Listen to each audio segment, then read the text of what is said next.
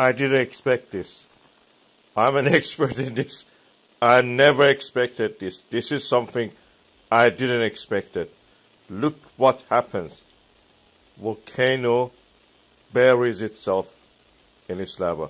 It's amazing it's not chucked itself up. But look at it. You think that's the end of it? Look the rest. Now, look now. Look now. Look now. 3 times the rim of the volcano, the fountain of the lava jumped. That's 600 meters from above the sea level. Yeah, from the sea level above. 600 meters. The whole volcano is washed. I mean, does anybody really dare, those idiots who wanted to climb this volcano, do they dare anytime around this time to go anywhere close to that rim of the volcano, close to the wall of it? No way. North, south, east, west, no.